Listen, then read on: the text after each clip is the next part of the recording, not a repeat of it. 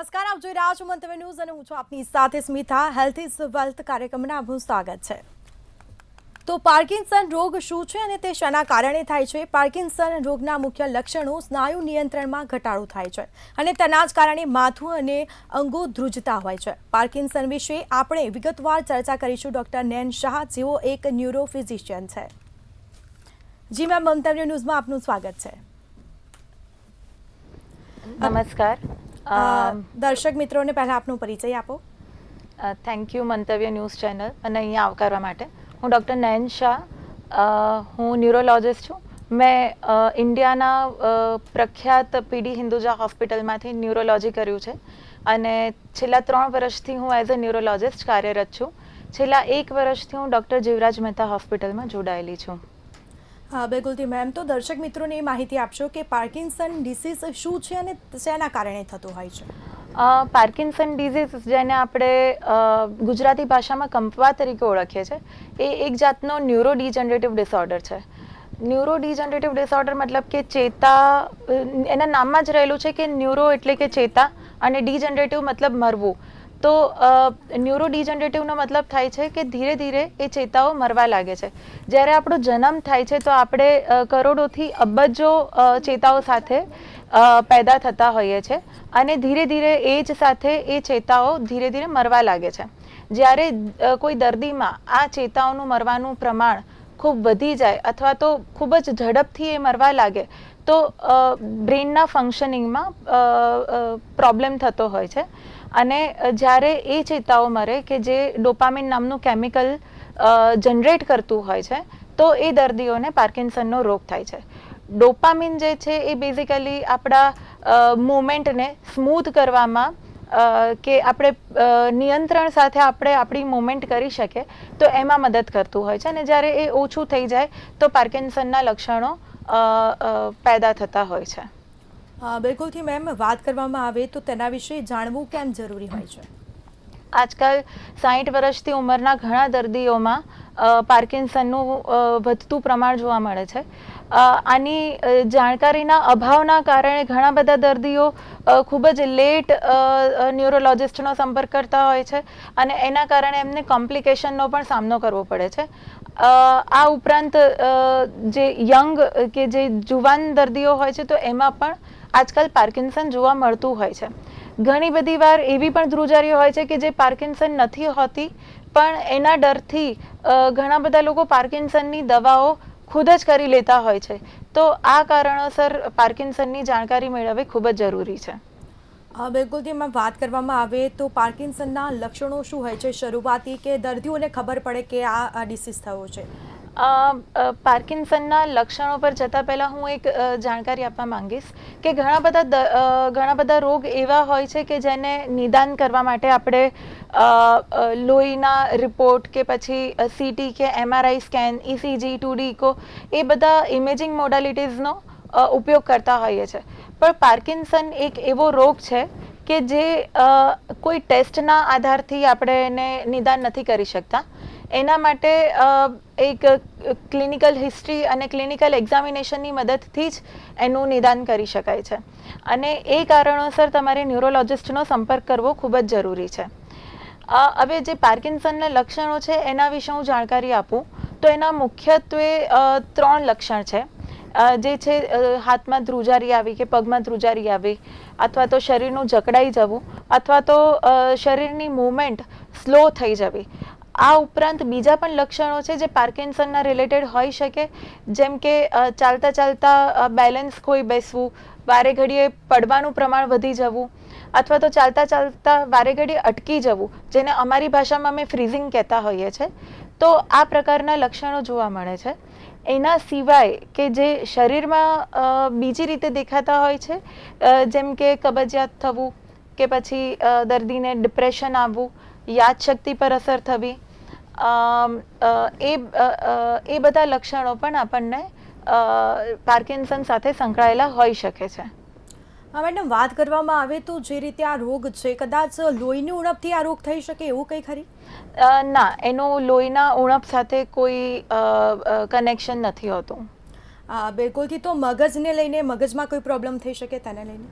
એ basically બ્રેનના related જ રોગ છે કે બ્રેનના અમુક સેલ કે જેને કોષ કહીએ, જે ચેતાઓ કહીએ, એ ધીરે ધીરે મરવા લાગે તો એના કારણે જે પાર્કિન્સનનો રોગ ચાલુ થતો હોય છે. જ્યારે આ રોગ થતો હોય છે ત્યારે ડૉક્ટરનો સંપર્ક કઈ રીતે કરવો જોઈએ એક દર્દી તરીકે? મેં જે ઉપરના જે લક્ષણો જણાયા એમાંથી જો કોઈ પણ લક્ષણ દર્દીને જણાય તો સૌથી પહેલાં ન્યુરોલોજિસ્ટનો સંપર્ક કરવો જોઈએ. બિલકુલથી. અને તેની મતલબ કે જ્યારે આ રોગ થતો હોય છે અને કદાચ દર્દીને એવું ખબર ના પડે કે આ વસ્તુ સામાન્ય છે, દર્દીને કદાચ એવું લાગ્યું હોય અને પછી પાછળથી ડૉક્ટર એને કહે કે ભાઈ આ વધારે પડતું થઈ ગયું છે, તો તેના વિશે મતલબ કે એ જે રોગ થાય ત્યારે આપણે એને દવાથી જ રિકવર કરી શકીએ કે પછી તેનું ઓપરેશન કે એવું કંઈ થતું હોય છે? એની મેઇન ટ્રીટમેન્ટ ડોપામિન હોય છે. જેમ મેં તમને પહેલાં જણાવ્યું કે ડોપામિનની કમીના કારણે પાર્કિન્સન થતું હોય છે, એટલે આપણે બહારથી ડોપામિન આપવું પડે છે.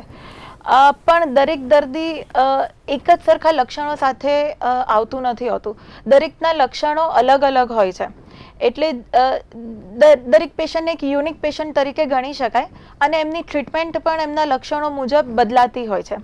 એટલે જે દવાઓ હોય છે એ એક ઇન્ડિવિજ્યુઅલાઇઝ્ડ ટ્રીટમેન્ટ તરીકે આપવી પડે છે. આ ઉપરાંત જે તમારો બીજો જે સવાલ છે કે એના માટે કોઈ સર્જરી ખરી કે નહીં, તો એના માટે 2 પ્રકારની સર્જરી હોય છે. એક હોય છે DBS, જેને ડીપ બ્રેન સ્ટિમ્યુલેશન કહીએ છીએ, જેમાં પેસમેકર જેવું મશીન બ્રેનની અંદર બેસાડવામાં આવે છે જે આપણી મૂવમેન્ટને સ્મૂધ કરવામાં મદદ કરે. અને બીજી જે હોય છે એને લિઝનિંગ કહેવાય છે કે જે બ્રેનનો ભાગ આપણી મૂવમેન્ટમાં વચ્ચે અટકાવટ લાવતો હોય છે, તો એને એ સ્મૂધ કરવામાં મદદ કરે. હવે આ જે કોઈ સર્જરી છે એ પણ ક્યોર નથી, એની દવાઓ પણ એક ક્યોર નથી, કારણ કે આ ડિઝીઝ જ ક્યોરેબલ નથી. જે કંઈ ટ્રીટમેન્ટ છે આપણે દર્દીના જીવનની ગુણવત્તા વધારવા માટેની ટ્રીટમેન્ટ હોય છે. જે સર્જરી પણ છે એના અમુક ક્રાઇટેરિયા હોય છે. એ ક્રાઇટેરિયામાં જો દર્દી ફિટ થાય તો જ એ સર્જરીમાં એનું સિલેક્શન કરી શકાય. એટલે એવી માન્યતાનો હું ભંગ કરવા માંગીશ કે આ રોગ સર્જરીથી મટાડી શકાય છે. માંગો છો કે આ રોગ મૂળ જડમાંથી મટી શકે તેમ નથી? ના, ના. અને જ્યારે મગજમાં કોઈ પ્રોબ્લેમ થાય તો મગજને તેને લઈને કોઈ નુકસાન પહોંચી શકે યાદશક્તિમાં કે એ રીતે? હા, એટલે મેં તમને જણાવ્યું એમ જ કે ચેતાઓના મરવાના કારણે પાર્કિન્સન થાય છે, તો સાથે સાથે બીજા પણ જો ચેતાઓ મરે તો એના સાથે યાદશક્તિ પણ ઘટી શકે અને ઇવન ડિપ્રેશનનું આવવું, ઊંઘમાં ખલેલ પહોંચવી, એવા બધા લક્ષણો પણ એના સાથે જોઈ શકાય છે. બિલકુલથી. જ્યારે દર્દીને એવી ખબર પડે છે કે આ ડિસીઝ છે અને નોર્મલ દવા આપવાથી નોર્મલ મતલબ કે 5-1 કલાક કે પછી જ્યાં સુધી દવાની અસર એ ત્યાં સુધી દર્દીને સારું લાગે અને પછી હતું એવું થઈ શકે ખરી? હા, એટલે એ દવાની અસર લગભગ 3 થી 4 કલાક સુધી રહેતી હોય છે. એના પછી ધીરે ધીરે દવાની અસર જેમ ઓછી થાય તેમ તેની જકડામણ કે ધ્રુજારી એ બધું વધી શકે. પણ એ બધાને પણ ઓછું કરવા માટે ઘણી બધી દવાઓ હોય છે કે જેની 24 કલાક સુધી અસર રહે અને દર્દીના લક્ષણોને આપણે કંટ્રોલમાં કરી શકીએ. કોઈ ઇન્જેક્શન કે પછી દવા એવી કોઈ કે પછી 24 કલાક કે એનાથી વધારે દિવસ ખેંચી શકે? એ દવાઓ જ હોય છે, ટેબ્લેટ ફોર્મમાં જ અવેલેબલ હોય છે. બિલકુલથી. અને તેની સારવાર કઈ રીતે હોઈ શકે અને તે કેટલી અસરકારક હોય છે તેની સારવાર? પાર્કિન્સનની સારવાર મેં તમને કહ્યું એ પ્રમાણે કે એ ક્યોરેબલ ડિઝીઝ નથી, એટલે આપણે જે કંઈ દવા આપીશું એ એની જીવનની ગુણવત્તા વધારવા માટે હશે. જેમ કે મેં તમને પહેલાં સમજાવ્યું કે દર્દી જકડાઈ જતું હોય છે તો એની જકડામણ એ ઓછી કરી શકે, પ્લસ એમની મોબિલિટી વધારી શકે. એટલે દર્દીને એમના બેડથી વોશરૂમ સુધીનું પણ અંતર કાપવું હોય તો ઘણી બધી વાર મુશ્કેલી પડી જતી હોય છે. તો જે આ દવાઓ આપીએ તો એ એટલીસ્ટ પોતાનું કામ પોતાની રીતે કરી શકે છે. તો એટલી અસરકારક છે, બટ એ રોગને મટાડતું નથી. આ જે ડિસીઝ છે એ ઉંમર પ્રમાણે થતું હોય છે કે પછી યુવક યુવતીને બી કે પછી વૃદ્ધોને બી થતું હોય છે? મોટા પ્રમાણમાં એ 60 વર્ષથી વધારે ઉંમરના લોકોને અસર કરતું હોય છે, પણ એ ઘણી બધી વાર જેનેટિક કે હેરિડિટરી ઇશ્યુઝના કારણે પણ એ યંગ એજમાં પણ જોવા મળે છે. તો આની દવાઓથી લઈને કોઈ બીજી સારવાર થઈ શકે મેડમ? દવાઓ સિવાય અમુક ઇન્જેક્શન્સ અવેલેબલ હોય છે, જે એક એને એને ઇન્ટ્રાડર્મલ ઇન્જેક્શન્સ આપવાના હોય છે, જે મશીનને આપણા શરીરમાં જ બેસાડી દેવામાં આવે છે, જે ધીરે ધીરે કરીને ડોપામિનનું રિલીઝ કરતું હોય છે. તો એ પણ એક ટ્રીટમેન્ટ અવેલેબલ હોય છે, બટ એ દરેક વસ્તુ માટે એક ક્રાઇટેરિયા ફિટ હોય છે, જે ક્રાઇટેરિયા પ્રમાણે આપણે દર્દીનું સિલેક્શન થાય છે. આના સિવાય સર્જરી પણ હોય છે, જે ડીબીએસ અને જે લિઝનિંગ માટે જે વાત થઈ કે ડીબીએસમાં પેસમેકર જેવું મશીન હોય છે, જે આપણે બ્રેનમાં અટેચ કરીએ છીએ અને એના કારણે જે આપણી જે મૂવમેન્ટ હોય છે એ સ્મૂથ કરી શકાય છે. જે લિઝનિંગ હોય છે, એ લિઝનિંગ એટલે કે મગજના અમુક ભાગમાં ડાઘો પાડવો, કે જે આપણી મૂવમેન્ટમાં જેને અટકાવતું હોય છે. તો એ જ્યારે એમાં ડાઘો કરીએ છીએ તો એ દર્દીની મૂવમેન્ટ ધીરે ધીરે કરીને ઇમ્પ્રૂવ થવા લાગે છે. આ જે બધી સર્જરી છે એ બધી ઓલમોસ્ટ ઇરિવર્સિબલ સર્જરી હોય છે, જેને આપણે પાછું રિવર્સ નથી કરી શકાતું, અને એટલા માટે આપણે એ સર્જરી માટેના અમુક ક્રાઇટેરિયાઝ હોય છે. દર્દીને અમુક પ્રકારના લક્ષણો હોય કે લક્ષણો ખૂબ જ વધારે પ્રમાણમાં હોય, જેમને વારે ઘડીએ ફ્રીઝિંગ થતું હોય કે દવાની અસર પૂરતા પ્રમાણમાં ના થતી હોય, તો એવા દર્દીનું સિલેક્શન આ સર્જરી માટે થતું હોય છે. બિલકુલથી મેડમ, કોઈ એવું હોય કે કોઈ વિટામિન્સના કારણે આમાં પ્રોબ્લેમ થતી હોય કે આ રોગ થતો હોય એવું કંઈ? ના, એવું કંઈ જોવામાં આવ્યું નથી કે કોઈ વિટામિનની ઉણપના કારણે પાર્કિન્સનનો રોગ થાય. પરંતુ આ જે રોગ થયો હોય તો આપણે ખાવા પીવામાં ખાસ શું ધ્યાન રાખવું જોઈએ? પાર્કિન્સન સાથે કબજિયાત બહુ વધારે પ્રમાણમાં સંકળાયેલું છે. એટલે જો તમે ફાઈબર કે જેમાં વધારે પ્રમાણમાં ફાઈબર્સ હોય એવું ખાવાનું લો, જેમ કે લીલા શાકભાજી છે કે ફ્રૂટ્સ છે, ડ્રાય ફ્રૂટ્સ છે, તો એ બધું પ્રમાણમાં લો તો એ કબજિયાતનું પ્રમાણ ઘટાડી શકાય છે. પણ એ સિવાય પાર્કિન્સનને મટાડવા માટે કે પાર્કિન્સનમાં કોઈ ખાવાનું ના ખાઈ શકાય કે કંઈ પરેજી કરવી પડે, તો એવું કશું નથી હોતું. પરંતુ આને કોઈ આયુર્વેદિક સાથે કોઈ લેવા દેવા મેડમ, કે કંઈક મતલબ કે કંઈ આયુર્વેદિક સાથે આ રોગને કોઈ લેવા દેવા, કે આનાથી કદાચ જો દવા ન લઈ શકો પરંતુ ઘરે થઈ હોય વસ્તુ અને આ વસ્તુ લેવાથી તમને થોડો કંટ્રોલ થઈ શકે તેવું કોઈ મેડમ? પાર્કિન્સન માટે આયુર્વેદિક દવાઓ અવેલેબલ હોય છે, પણ દવાઓનો ડોઝ દરેક દર્દી માટે ફિક્સ નથી કરી શકાતો. એટલે જ્યારે એમને એવું કહેવામાં આવે કે તમારે 1 ચમચી લેવાનું છે, તો એ 1 ચમચી દરેક દર્દીઓ માટે અલગ અલગ હોય છે, અને એના માટે થઈને ઘણા દર્દીઓને પાર્કિન્સન પૂરતા પ્રમાણમાં કંટ્રોલ નથી થતું, અથવા તો દવા વધારે પ્રમાણમાં લઈ લેવાથી એની સાઇડ ઇફેક્ટ્સ થતી હોય છે. તો એટલે જે આપણે એલોપેથીમાં પ્રોપર જે ડોઝ આપતા હોઈએ છીએ, તો એ પ્રમાણે લેવું વધારે હિતાવહ રહે. બિલકુલથી. તો હાલ જે લોકો પાર્કિન્સનથી પીડાઈ રહ્યા છે, ખાસ તેમને શું સલાહ આપશો?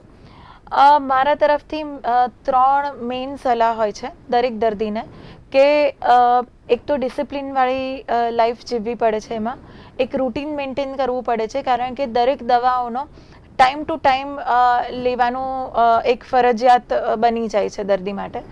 તો એ એક સલાહ છે. બીજી સલાહ એ છે કે પડવાનું અવોઇડ કરવું, પડવાથી બચવું. જો એના માટે તમારે લાકડી કે વોકરનો સહારો લેવો પડે તો એ જરૂરથી લેવો અને એનાથી શરમાવવું નહીં.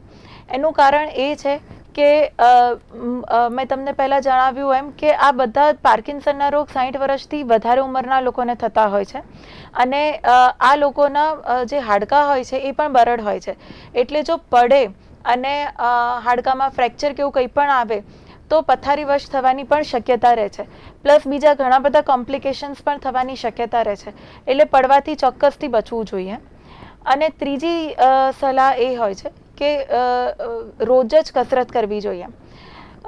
કસરતનું કારણ એ છે કે પાર્કિન્સનનું જે એક લક્ષણ છે કે શરીર જકડાઈ જાય, તો કસરતથી એ ધીરે ધીરે છૂટા પડે છે સ્નાયુ.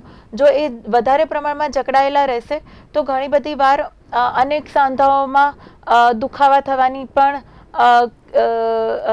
શક્યતાઓ વધી જતી હોય છે. પ્લસ એટલું બધું જકડાઈ જાય છે કે દર્દીઓ ઘણી બધી વાર પથારીવશ થઈ જતા હોય છે. એમને શરીરમાં ભાંઠા પડવા લાગે છે, શરીરની નસોમાં લોહી જામવા લાગે છે અને એ બધા કોમ્પ્લિકેશન્સ ઘણા બધા જીવલેણ થઈ શકે છે. તો એ બધાથી બચવા માટે કસરત કરવી જોઈએ. આ કસરતમાં યોગા આવે, સિમ્પલ સ્ટ્રેચિંગ આવે, વોકિંગ, સાયકલિંગ કે સ્વિમિંગ પણ કરી શકાય. આ કોઈ એવી કસરત કરવાની જરૂર નથી કે જેમાં તમને ઈજા થઈ શકે. સિમ્પલ કસરત પણ ચાલી જાય છે. બિલકુલથી મેડમ, વાત કરવામાં આવે તો આ જ્યારે રોગ થતો હોય છે ત્યારે દર્દીને ખાસ શું સાવચેત રાખવું જોઈએ અને બીજા કોઈ શરીરમાં બીજા કોઈ અંગોને નુકસાન કરી શકે? એ બીજા ઘણા બધા એના લક્ષણો જોડાયેલા હોય છે. સ્પેશિયલી જે કબજિયાતની તકલીફ હોય છે, મોઢામાંથી લાળ પડવી એ તકલીફ હોય છે. આના સિવાય એમના ઉચ્ચાર શું નીકળતા હોય છે એ લોકો નથી ઓળખી શકતા કે એ શું બોલવા માંગે છે. તો એ બધા લક્ષણો હોઈ શકે છે, પણ એ બીજા બધા અંગોને અસર નથી કરતું, જેમ કે લીવર કિડની પર અસર થવી કે હૃદય પર અસર થવી. તો એવા કોઈ લક્ષણો સંકળાયેલા નથી હોતા. બિલકુલથી. તો તેનું યોગ્ય નિદાન શું હોઈ શકે મેડમ? યોગ્ય નિદાન તમારે તમારા ન્યુરોલોજિસ્ટનો સંપર્ક કરવો જોઈએ. અને મેં જણાવ્યું એમ કે દરેક દર્દીની એક યુનિક અને ઇન્ડિવિજ્યુઅલાઇઝ્ડ ટ્રીટમેન્ટ તમારે ચાલુ કરવી જોઈએ. બિલકુલથી મેડમ, જ્યારે વાત કરવામાં આવે તો ખાવા પીવાને લગતે, મતલબ કે અત્યારે જંક ફૂડનું બી પ્રમાણ એટલું બધું છે, ભાગદોડવાળી લાઈફસ્ટાઈલ છે, તેના કારણે બી કંઈ પ્રોબ્લેમ થઈ શકે મગજમાં આ રોગને લઈને?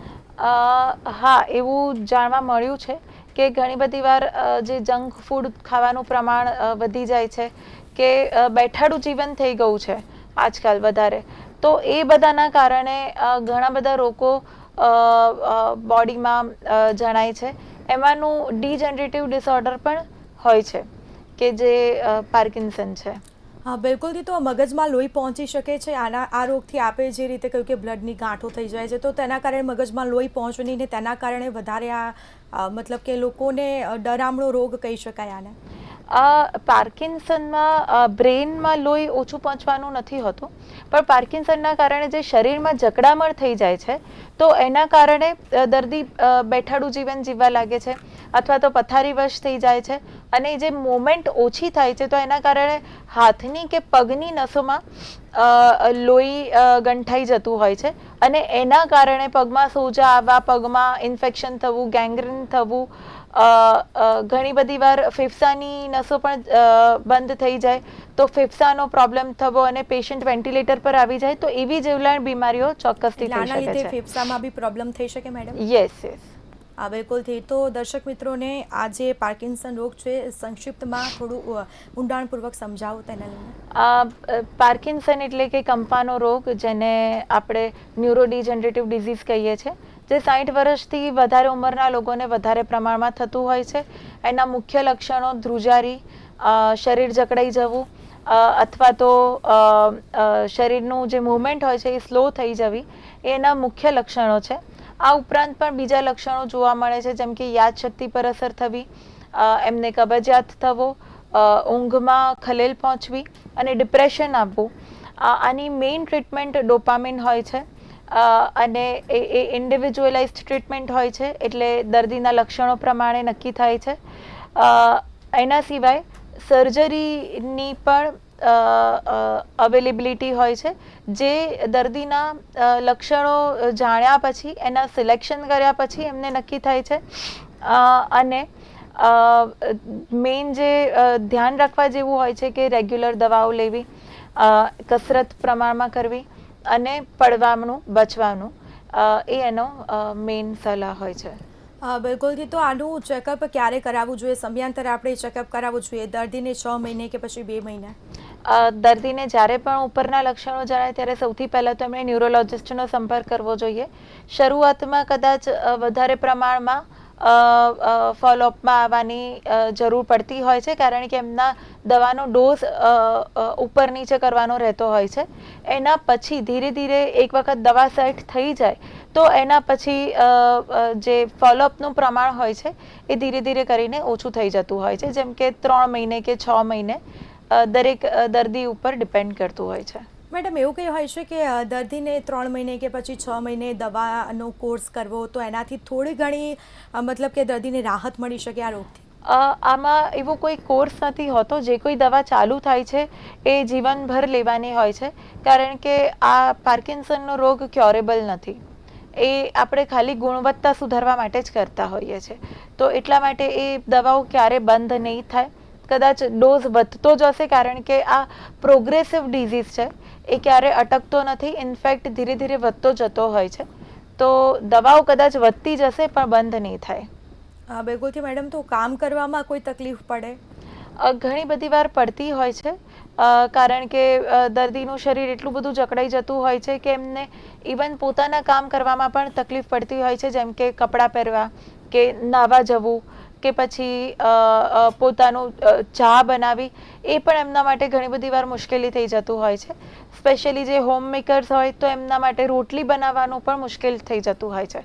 તો આ બધા કારણોસર એમને જલ્દી દવા કરવી અને જકડામણથી બચી શકાય છે. બિલકુલથી મેડમ. તો અમારા દર્શક મિત્રોને આપ શું કહેવા માંગશો આનાથી બચવા માટે? આનાથી બચવા માટે તો હું ખાલી એટલું જ કહીશ કે એક એવો રોગ છે કે જેને થવાનો હશે એ અટકાવી નહીં શકાય. એના માટે કોઈ દવા અવેલેબલ નથી કે એવી કોઈ વસ્તુ નથી કે જે કદાચ તમે કરશો અને તમે બચી શકશો.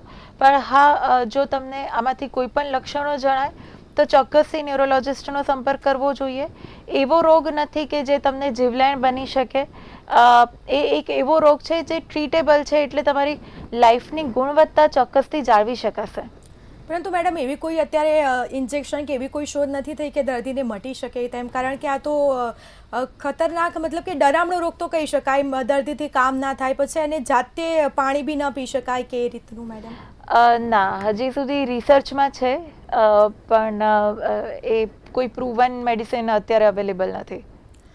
બિલકુલ. તો રોગનું નિદાન કઈ રીતે કરવું, ખાલી થોડું ઘણું દર્દીને સમજાવજો. મેં તમને પહેલાં જણાવ્યું એ પ્રમાણે કે દર્દી માટે ઘણા બધા રોગો માટે આપણે લેબોરેટરી ટેસ્ટ હોય છે, લોહીના ટેસ્ટ હોય છે, અથવા તો રિપોર્ટ મેડમ જ્યારે દર્દીને ખબર પડે કે આ રોગ થયો છે કે ડિસીઝ થયો છે, ત્યારે નોર્મલ કયા રિપોર્ટ્સ કરાવવા જોઈએ? એના માટે કોઈ રિપોર્ટ્સ અવેલેબલ જ નથી, કે સીટી કે MRI પણ અવેલેબલ નથી. એમાં કોઈ જાતની તકલીફ જણાતી નથી હોતી. એ જ્યારે દર્દી ન્યુરોલોજિસ્ટ પાસે આવે છે તો એમની હિસ્ટ્રી, જે ડિટેલ્ડ હિસ્ટ્રી લઈએ અને એમનું જે એક્ઝામિનેશન કરીએ, એના ઉપરથી જ નક્કી થાય છે કે દર્દીને પાર્કિન્સન છે. બિલકુલથી મેડમ. તો ખાસ દર્શક મિત્રોને આનાથી સાવચેત રહેવા શું કરવું અને ખાવા પીવામાં શું ધ્યાન રાખવું તેના વિશે થોડી જાણકારી આપો. ખાવા પીવામાં હું કહીશ કે લીલા શાકભાજી અને બેલેન્સ્ડ ડાયટ, જેને આપણે કહીએ કે એક સંતુલન આહાર લેવો જોઈએ, જેમાં આપણે લીલા શાકભાજી ખાતા હોઈએ, ફ્રૂટ્સ ખાતા હોઈએ, રોટલી દાળ ભાત શાક ખાતા હોઈએ, તો એ રેગ્યુલર ફૂડ તમે લઈ શકો છો. એમાં કોઈ પરેજીની જરૂર નથી. બિલકુલથી મેડમ. તો પાર્કિન્સન વિશે જ અમારા દર્શક મિત્રોને આપે માહિતી આપી, તે બદલ આપનો ખૂબ ખૂબ આભાર. Thank you. તો હેલ્થ ઇઝ ધ વેલ્થમાં ફરી મળીશું એક નવા મુદ્દા સાથે. મને રજા આપશો. નમસ્કાર.